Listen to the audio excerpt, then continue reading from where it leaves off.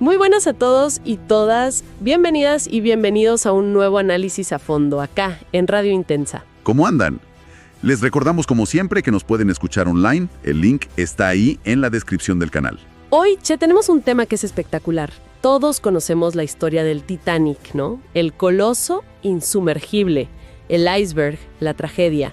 Una historia de arrogancia humana contra la naturaleza. Claro, esa es la versión oficial, la que vimos todos en el cine. Exacto. Pero, ¿y si esa no fuera toda la historia? ¿Y si el iceberg no fuera la causa, sino el arma de un crimen? ¡Upa! Ahí se pone bueno. Hoy nos vamos a meter de lleno en una de las teorías conspirativas más fascinantes del siglo XX. Una que conecta este desastre marítimo con la creación de la institución financiera más poderosa del mundo, la Reserva Federal de Estados Unidos. La idea es esa. Vamos a desglosar los argumentos de la teoría punto por punto. Y después, como hacemos siempre, lo vamos a chocar contra lo que dicen los archivos históricos y los especialistas. Vamos a ver qué queda en pie.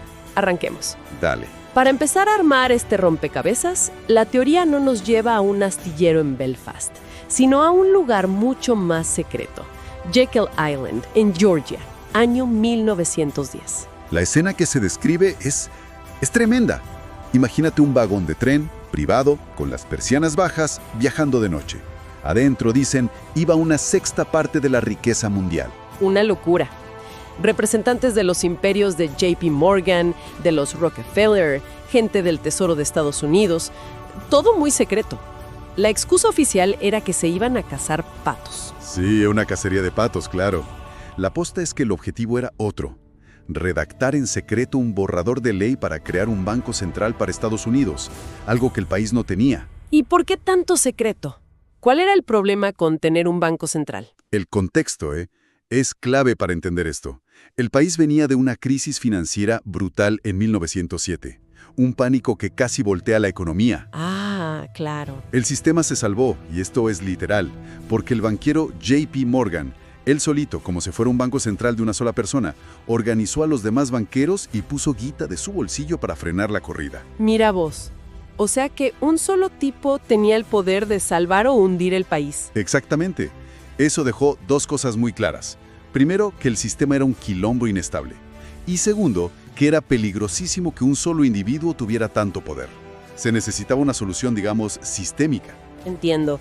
Y de ahí sale este plan Aldrich de Jekyll Island.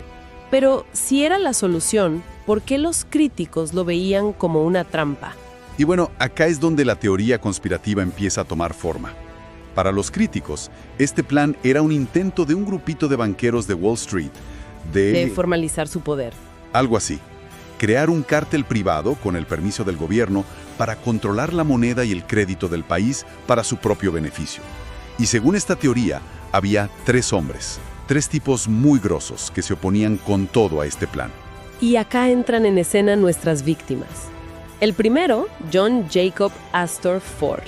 Este era, digamos, la realeza de Estados Unidos, el tipo más rico a bordo del Titanic, dueño de medio Manhattan. Una fortuna y una influencia política descomunales.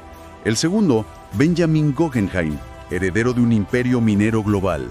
El viejo dinero, la plata de la industria, que, según la teoría, despreciaba a los nuevos financistas especuladores como Morgan. Y el tercero, Isidor Straus, un inmigrante que se hizo de abajo, codueño de los locales Macy's, un gigante. Además, había sido congresista, un tipo de principios. La teoría dice que estos tres eran un bloque, un muro de contención que JP Morgan no podía saltar. ¿Y si no podés saltar un muro? Lo tenés que demoler. Exacto. Y acá es donde entra el arma del crimen, el RMS Titanic. El detalle clave, que es fundamental para la teoría, es de quién era el barco.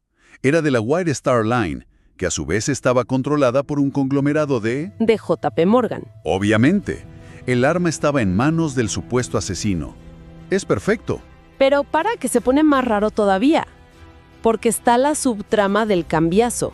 Sí, esa es una de las partes más locas, pero más elaboradas.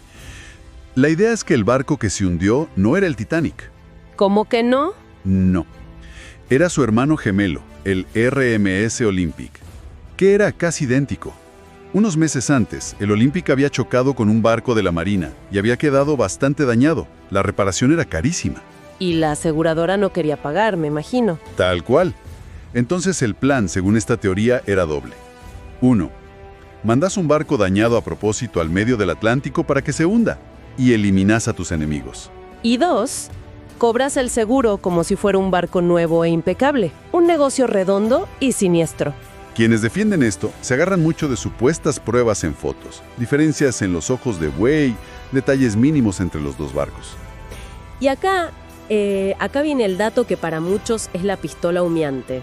La cancelación de JP Morgan. El propio JP Morgan, el anfitrión, cancela su viaje a último momento. Y no solo él, ojo. Las fuentes que apoyan la teoría hablan de más de 50 personas del círculo de Morgan, financistas importantes, que también se bajan en los días previos. Es que la pregunta es inevitable, ¿fue una casualidad masiva o alguien les pasó el dato de, a este barco no te subas? Mientras tanto, nuestros tres supuestos opositores, Astor, Guggenheim y Strauss, navegan tranquilos hacia su destino. Los primeros días, todo lujo, todo fiesta. Pero en la sala de radio la cosa era distinta. Empezaron a llegar un montón de advertencias de otros barcos. Ojo que hay témpanos, hay campos de hielo enormes en la ruta. Y no solo eso. En vez de bajar la velocidad, el barco iba casi a fondo, a 22 nudos. La pregunta que plantea la teoría es, ¿buscaba un récord de velocidad o buscaba el iceberg? El resultado tristemente lo conocemos. Noche del 14 de abril, 11:40. Los vigías, que es increíble esto, no tenían binoculares.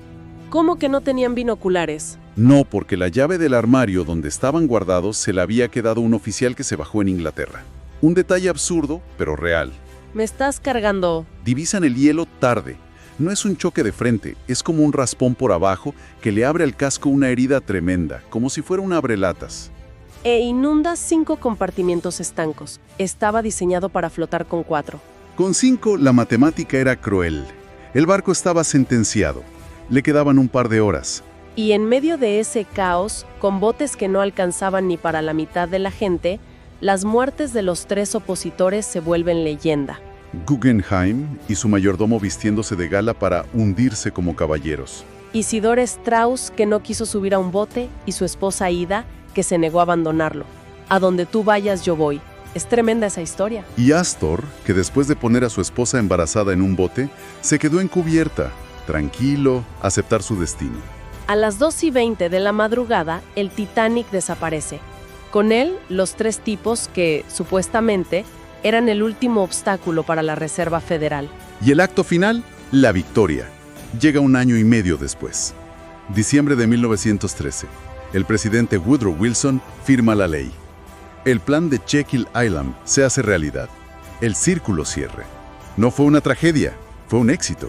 Es que la historia contada así es espectacular, cierra por todos lados. Pero bueno, hasta acá el relato de la conspiración. Ahora vamos a chocarlo contra la pared de los hechos. A ver qué queda. Empecemos por la columna vertebral de todo, porque si esto se cae todo lo demás. La famosa oposición de Astor, Guggenheim y Strauss. La razón del asesinato. Exacto. Y acá, la evidencia histórica es, para ser delicado, inexistente. ¿Cómo que inexistente? No hay ni una carta, ni un discurso, ni un artículo de la época que diga, estamos en contra. No hay absolutamente nada. Cero. Es más, lo poco que se sabe apunta para el otro lado. Hay registros de que Isidore Strauss, por ejemplo, se había pronunciado a favor de una reforma monetaria, un objetivo muy parecido al de la Fed. O sea que la idea de que eran un bloque opositor, ¿es un invento? Es una construcción posterior. Se necesitaba que encajaran en la narrativa y se los puso ahí. Eran los tipos más ricos que murieron, eran los protagonistas perfectos para el guión. Durísimo. Eso ya te tira bajo el móvil del crimen. ¿Y qué pasa con el arma? La teoría del cambiazo del Olympic. Bueno, más allá de la locura logística que sería eso, no. Imagínate convencer a miles de obreros para que se callen la boca. Enlazado que se hubieran mandado contando el secreto. Olvídate. Pero hay una prueba física, concluyente. Las expediciones al naufragio han filmado el número de construcción del barco, en las hélices, en la maquinaria, es el número 401. Y ese es el del Titanic. Ese es el del Titanic. El del Olympic era el 400. No hay ninguna duda de qué barco está en el fondo del mar. Lo de las fotos y los ojos de buey se demostró que eran comparaciones que no tenían sentido. O sea, chao, cambiazo también. Bueno, pero queda lo de JP Morgan cancelando el viaje. Eso sigue siendo muy sospechoso. Es llamativo, sí. Pero de nuevo, la historia nos da una explicación mucho más, más simple, más aburrida, si querés. Morgan era un coleccionista de arte fanático. Ah, mira. Y hay telegramas y cartas de la época verificadas que demuestran que canceló el viaje para quedarse en Francia supervisando el envío de su colección de arte a Estados Unidos. Qué tipo de suerte, ¿no? Una suerte increíble, pero una explicación plausible que no implica un asesinato en masa. Entonces, si no fue un plan malévolo, ¿qué fue lo que pasó? Lo que las investigaciones concluyeron fue que el desastre fue una tormenta perfecta de negligencia y arrogancia.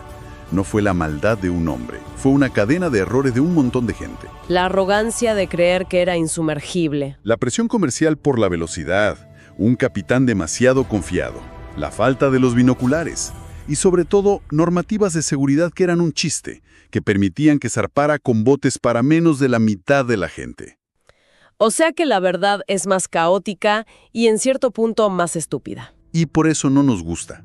Una conspiración le da orden, le da un sentido, un villano claro. Pero para entender por qué esta teoría prende tanto, hay que hablar de la Reserva Federal, porque la desconfianza es real. Veamos un poco quiénes son los dueños de la Fed.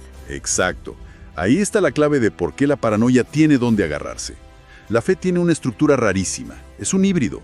Por un lado, es una agencia del gobierno, cuyo directorio lo nombra el presidente. Hasta ahí todo normal. Pero por otro lado, está formada por 12 bancos regionales. Y acá viene el dato que alimenta todo. Cada uno de esos bancos es, técnicamente, propiedad de los bancos comerciales privados de su zona. Para. Ahí está el nudo. Si te fijas en la Fed de Nueva York, que es la más importante, casi el 75% de las acciones están en manos de 2 bancos, Citibank y JP Morgan Chase. Escuchas, JP Morgan es dueño de la Fed. Y es imposible no pensar que la conspiración tiene algo de cierto. ¿Y cómo funciona eso? ¿Significa que hacen lo que quieren? Parece, pero en la práctica esa propiedad no es como la de una empresa normal. Primero, cada banco miembro tiene un solo voto, no importa cuántas acciones tenga. Un banco, un voto. Ah, eso cambia todo. Y segundo, esas acciones no se pueden vender y pagan un dividendo fijo por ley. No te haces millonario con esto, ¿eh? Es más un requisito de membresía que una fuente de poder. O sea que la estructura busca, en teoría, aislarlo de la política de turno, para que no venga un presidente y se ponga a imprimir billetes para ganar una elección. Algo que por acá en Latinoamérica conocemos bastante bien.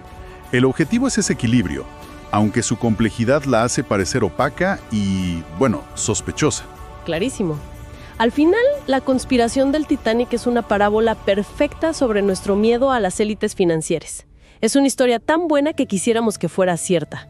Porque le da un sentido a una tragedia que de otra forma fue simplemente absurda. Nos dice mucho más sobre nuestra ansiedad con el poder de los bancos hoy que sobre lo que pasó en esa noche helada de 1912.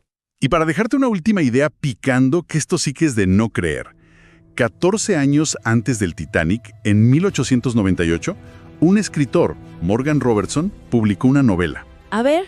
Se llamaba El hundimiento del Titán.